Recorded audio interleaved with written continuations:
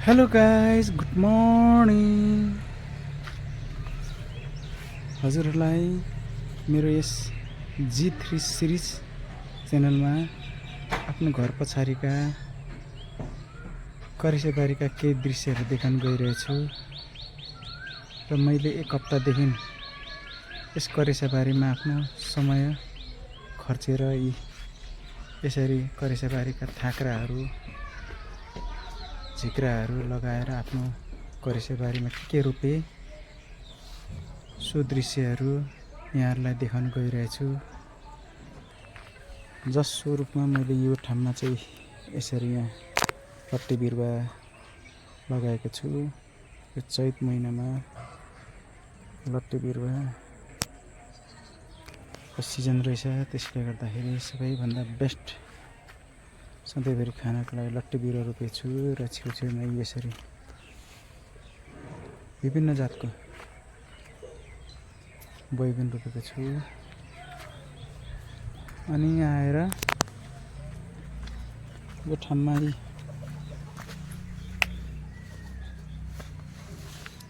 यो भन्छ पोथ्रे बोडीहरू रोपेको छु। र त्यो भित्तामा छेउमा चाहिँ यहाँ धनियाँहरू रोपेको छु। सानो सानो पातहरू देख्नु पर्यो नि, धनियाँको त्यो धनियाँ रोपेको हो। अनि त्यस यता छेउमा देख्नुभयो यो काँक्रा रोपेको छु। काँक्रा पनि सानो सानो भएर आएको छन्। अनि यो यहाँ अलिक यता आएर झिङ्गे र चिचिन्डा रोपेको हो। त्यहाँ चाहिँ अलिकति बिउहरू अलिक अङ्कुरित भएर आउनु पाइरहेको छैन, बिस्तारै त्यहाँ पनि आउँछन्। र यहाँ घेरोला रोपेको, घेरोला पनि अङ्कुरित भएर आएको छैन, जस्ट भर्खरै रोपेको हो। अनि यो झिक्रामा भोलि गएर बेर्न आउने जति पनि बिउहरू चाहिँ बेर्न लहर आउने बिउहरू चाहिँ यो झिक्राको साइडमा रोपेको छु।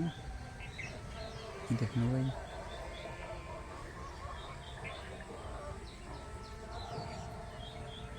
त्यसको जस्ट यता चाहिँ नागाल्यान्डको राजा खोर्सानी, जसलाई बोक्सी खोर्सानी भन्छ, त्यहाँ रोपेको छु।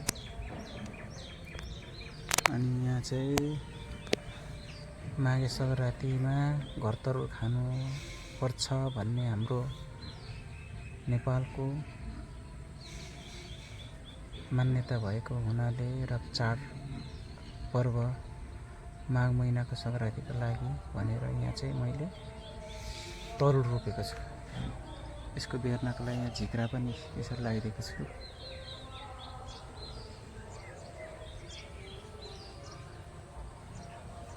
यसरी यहाँ रोपेँ। यहाँ पोथ्रे बोडीहरू पनि धमाधम अङ्कुरित भएर बिरुवाहरू यसरी आएको छ। र यो बिरुवा आउने क्रममा यो बिउबाट जब अङ्कुरित भएर आउँछ नि, यस्ता बिउबाट अङ्कुरित भएको यस बोटलाई चाहिँ बिउलाई चाहिँ चराले भाँचिदिने हुँदा चाहिँ यहाँ यसको हेरचाहको लागि यहाँ चरा धपाउँदै आफ्नो भिडियो पनि यहाँलाई प्रस्तुत गरेको हुँ।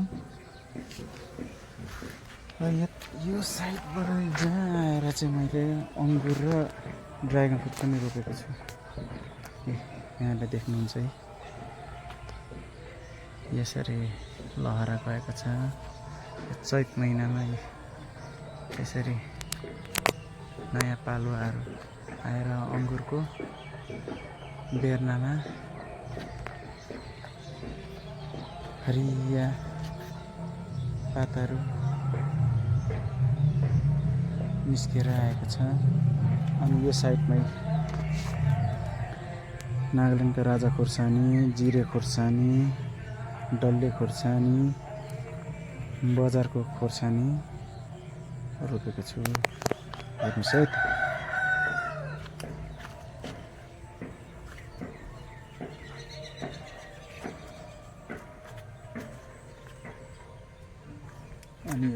तराईको बीको बोट हो, सानो सानो फल्ने बी यो पनि रोपेको छु। अनि अलिक साइडमा यो बोजो,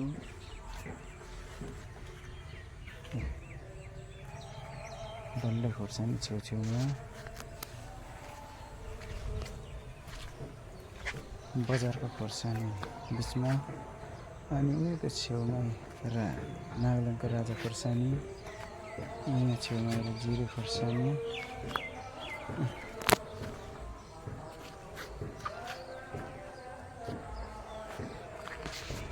देख्नुहोस् न, हेर्नुहोस् त यी। अनि यहाँ आएर चाहिँ एक हाते बैगुनको बिउ रोपेको छु। अब यो पनि कहिले उम्रिन्छ, यो पनि साइडमा लगाएर रोपिदिन्छु बैगुनको लाइनमा। अनि यस अलिक यता उत्तरमा आएर यहाँ जिरे खोर्सानी यो रोपेको छु। विभिन्न जातको बैगुनहरू जस्तै कान्छी औँला, मेरो कान्छी औँला त यसको यत्रै हुन्छ, सानो खाले बैगुन। र आएर डल्ले बैगुन चाहिँ यसरी हेर्नुहोस्,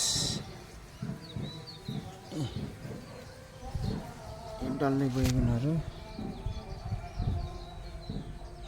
यसरी रोपेको फलिरहेछन्।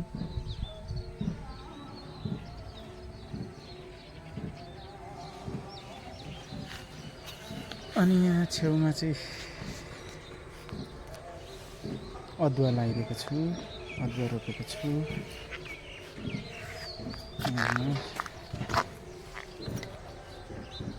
अदुवा रोपेको छु। अनि यहाँ आएर चाहिँ यहाँ लौका, चिचिन्डा, झिङ्गी अनि करेला यहाँ रोपेको छु। यहाँ छेउमा आएर यहाँ डल्ले खुर्सानी, यहाँको झिक्रा चाहिँ यसरी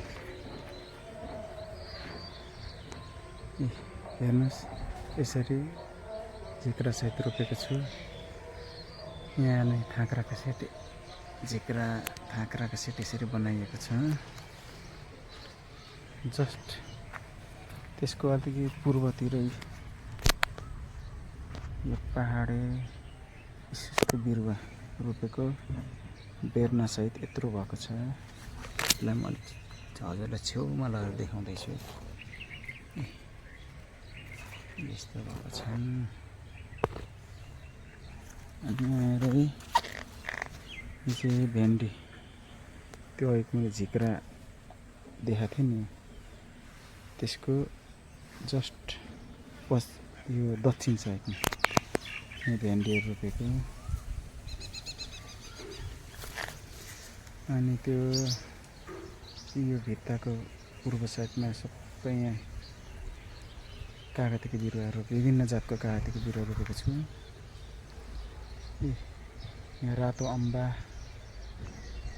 बोटै रातो फलै रातो हुने खालको रातो अम्बा रोपेको छु। अहिले त्यसलाई छेउमा लगेर म देखाउँछु हजुरलाई। अनि भेन्डी पनि रोपेको छु। यसरी आएको छ भेन्डी, अङ्कुरित भएर उम्रिरहेछन्।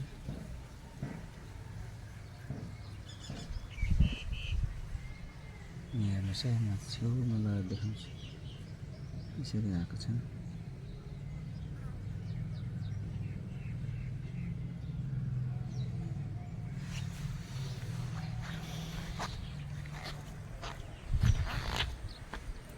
यहाँ आएर चाहिँ लसुन यसरी लडाइएको छ, राम्रो ठुलो पोटी आउँछ भनेर।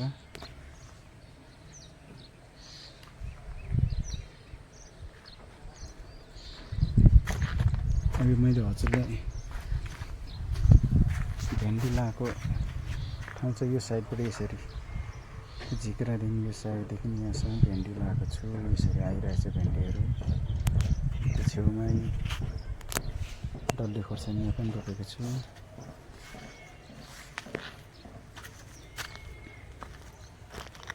यहाँ जिरे खोर्सानी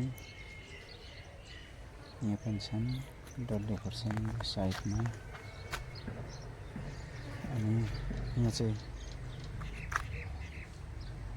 पहाडे सोलोको फर्सीको बिउ रोपेको छु। अङ्कुरित हुने क्रम हुँदैछ। यो यहाँ जस्ट 2 पात आएको छ। र मैले हजुरलाई यो भने नि अम्बकको रातो खाले अम्बकको बोट अम्बकै रातो पातवाला हुन्छ कि रातो पात बोटै रातो पातै रातो फलै रातो हुन्छ। यो त्यसको जस्ट यता आएर पहाडे बिरालो रोपेको छु यता साइडमा पहाडे बिरालो। अनि यहाँ कालो बिरालो रोपेको छु त्यसको जस्ट। अनि यो दक्षिण साइडमा टमाटरको बिउ रोपेर यसरी सानो सानो बिउहरू उमारेको छु। यो उम्रेको छु यो साइडमा थाकेर लगाएर यो टमाटर पनि रोप्ने क्रम जारी छ। र यो ठाउँमा चाहिँ यस्तो यसरी यहाँ पनि सानो करेसा गरेको सेटहरू बनाइएको छ। जस्ट यो भित्ताको कुना पछाडि फेरि केराको बिरुवाहरू रोपेको छ। विभिन्न जातको केराको बिरुवा।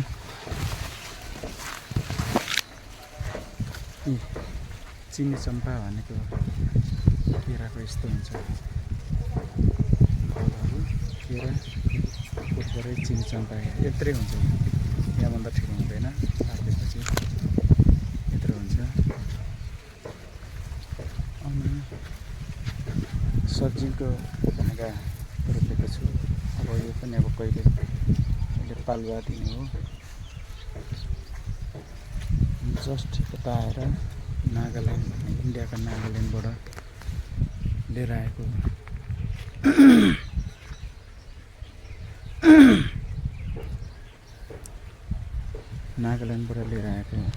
पेन्साको बिरुवा बनाएर रोपेकै यो सार्दाखेरि यस्तो भयो। अब यसमा पालुवा आउँदैछन्। सानो सानो पालुवा हेर्नु यहाँ देखाइदिन्छु हजुरलाई। देख्नु खुसा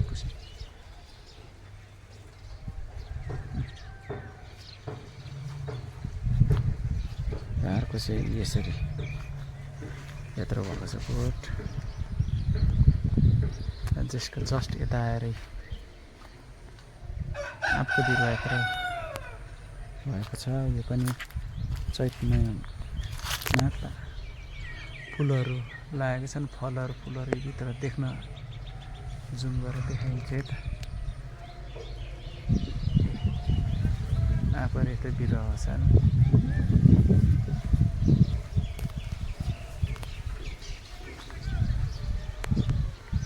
अनि आएर पछाडि करेसाबारी पछाडि मकैहरू गोडमेल गरेर रोपेका छन्। अनि यहाँ चाहिँ घिउ सिमी अम्बा यसरी लगाइएको छ। हेर्नुहोस् घिउ सिमी यसरी रोपेको र फलाइएको पनि छ घिउ सिमी। हेर्नुहोस्